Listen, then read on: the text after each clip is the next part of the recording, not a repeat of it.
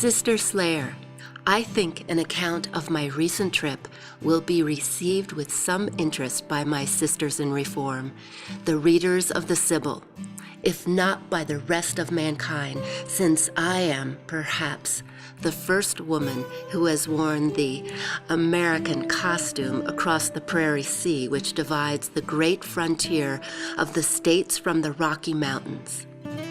Animated more by a desire to cross the plains and behold the great mountain chain of North America than by any expectation of realizing the floating gold stories, we hastily laid a supply of provisions in the covered wagon, and 2 days thereafter, the 2nd of June, we were on the road to join the Lawrence party. Julia Archibald Holmes. We began to look anxiously for a glimpse of Pike's Peak. On the evening of July 3rd, after camping, a sudden rain and hailstorm came upon us, penetrating more or less every wagon cover and blowing down most of the tents. The next morning, we bid farewell to the Arkansas River, whose company we had kept 300 miles.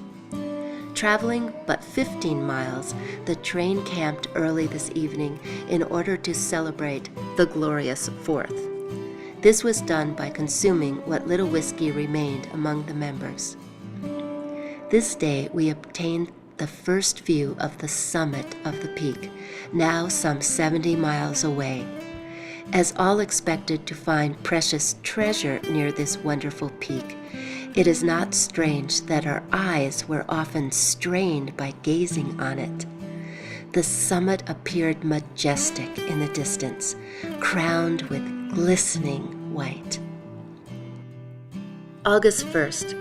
After an early breakfast this morning, my husband and I adjusted our packs and started for the ascent of Pike's Peak.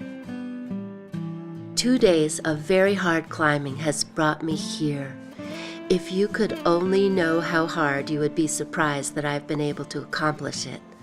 My strength and capacity for enduring fatigue have been very much increased by constant exercise in the open air since leaving home, or I never could have succeeded in climbing the rugged sides of this mountain.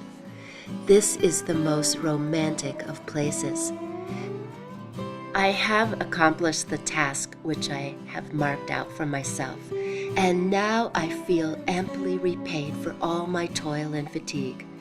Nearly everyone tried to discourage me from attempting it, but I believed I should succeed, and now here I am, and I feel that I would not have missed this glorious sight for anything at all.